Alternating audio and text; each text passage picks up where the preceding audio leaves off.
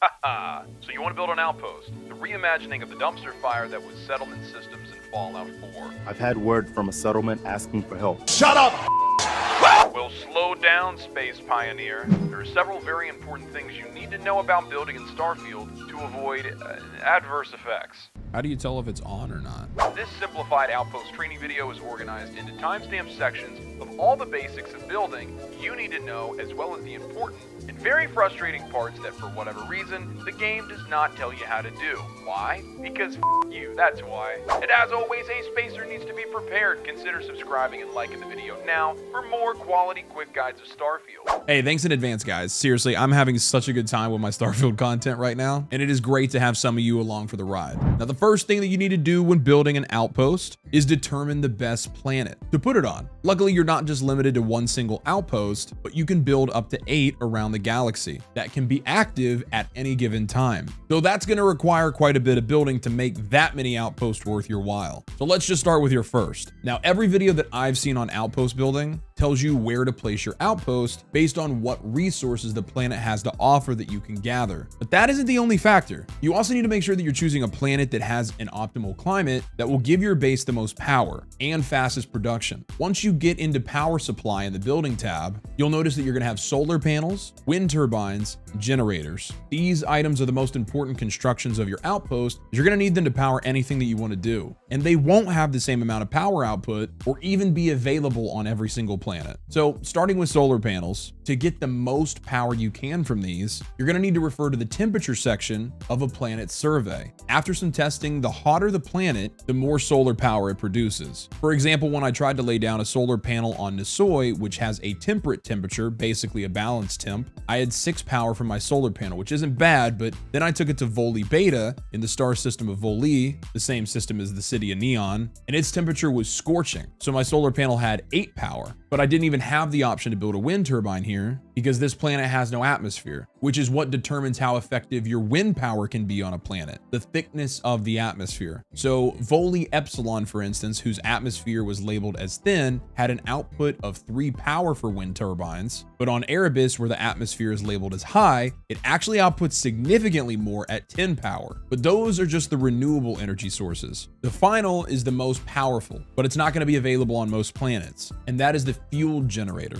This is going to use helium to create a power output of 20. So this is by far the most substantial, but you're going to need to see helium as one of the main resources on the planet to put it on. We're going to go over that in the building section. Now that you understand which planets are best for different power sources, the main function of your outpost is going to be automated resource gathering. For your first outpost, I'd recommend going for a common resource that will often be used in crafting, like iron, aluminum, and nickel, as well as helium for fuel. Preferably 2 or 3 at one location when possible. The best way to get more resources within your building limit is by scanning a planet for resources while you're in orbit, then looking around the map to find where multiple intersect at once, and then landing there. Again, I've mentioned this in several videos already, but for some, this hasn't really been an obvious feature, so I'll say it again. You don't have to just land at the predetermined POIs that each planet comes with. You can literally land on any part of the hundreds of miles of continents on every planet in Starfield. And often putting your outpost in some of the outskirts of a planet, like an area that you otherwise wouldn't have visited,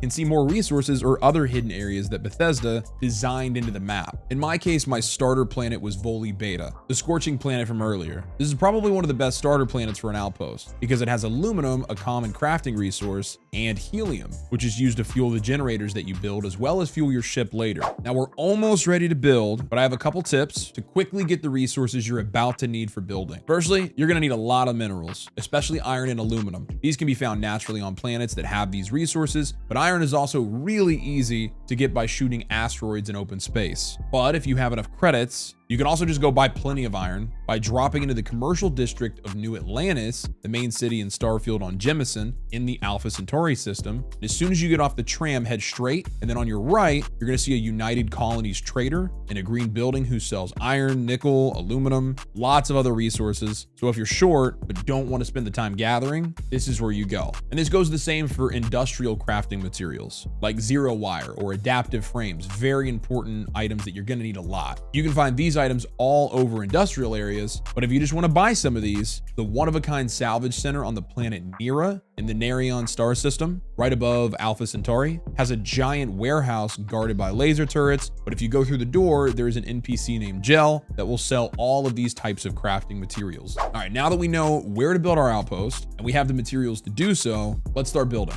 To build an outpost, you need to open your scanner with F on PC and left bumper on Xbox. Search the area for the main resources you're looking for, which will be color highlighted on the ground. Once you find one, click the outpost button to bring up your beacon and place it. After that, the building menu will pop up. As a side note, if you're unable to pull up the beacon, it means you're on a planet that has either extreme temperatures, pressure, toxic or corrosive atmospheres, or extreme gravity, which you're going to need to rank up the science skill planetary habitation to unlock building on these types of planets. Ranking this up will also allow you to increase your maximum outpost to 16 at rank 4. So now with your beacon up, the first thing you want to place down is an extractor. You can filter through the structure types using the buttons shown in the top right. For placement, make your life 10 times easier by hitting toggle view, which will bring up a bird's eye perspective like a building sim, allowing you to plan where everything is going to go in your outpost better. In this example, we're going to set up a simple aluminum extractor, which, as you can see, when you hover over an aluminum vein, it will be highlighted green. You will not be able to place the extractor anywhere but in that zone. Now on this planet, again with high temperatures, solar power is high at an 8. So that's what I'm going to be placing next to it. Once the power supply is constructed, hold the action button, which for me is E, and that's going to bring up the wire, select it, and it's going to show a red line that you can connect to whatever you want to supply power to. So press that same action button again when hovering over the extractor to attach the wire. Your extractor is now going to begin running. The next power source is the wind turbine, which will function the exact same way. And then the last one is the generator. For this, you're going to have to do a couple more things. You will need to be on a planet with the helium resource, and you will need to have a helium vein within your base's zone. Luckily, you also had that at this outpost, so you can drop the generator down. Then you need to build a helium extractor over a helium vein and a smaller power source like a solar panel or wind turbine, and connect that to the helium extractor to get it started. Then you're going to connect the extractor to the generator using an output link, which has a separate button on your building tab. For me, it was right mouse click. Now you just need to walk up to the generator and turn it on. This will automatically get it running. After that, you could build 3 aluminum extractors, for instance, connecting a wire from that generator to each, and they will all have power. Then finish off with building the correct storage container. In this case, we're working with aluminum, so it has to be solid. Then connect output links from all 3 of those extractors, and all of their yields will show up in the storage container. So congratulations, you just built your first extraction farm. From here, you can scale up as much as the build limit in the bottom left corner will allow you to. And again, to access the yield from those 3 extractors, just walk up to the container, open its inventory, and grab the resources that you need. Now we need to discuss the next step in base building, setting up your cargo link and setting up your cargo transfer so you can access the items from your outpost in your ship's inventory without ever needing to get out, as well as features like the outpost crew and outpost crafting. Firstly, let's set up a simple cargo link. What this does is send resources from an outpost on one planet over to the outpost of another planet. When you start out, you will only be able to cargo link between planets that are in the same star system. For interstellar cargo linking between any 2 planets in Starfield, you'll need to level up the outpost engineering skill under the science category to gain the ability to build the upgraded inter-system cargo link at both outposts you want to connect. Now, to set up the standard cargo link found in the miscellaneous tab of your building menu, at both the outposts you want the resources to be sent from and the one that you want it to be sent to, now you need to physically go up to one of the launch pads, climb the stairs, and at the top there's a terminal. This is where you can link the 2 outposts together. From this HUD, select the outpost you would like to link. In this case, we only had one other, but every outpost that has a cargo link built will show up in this menu.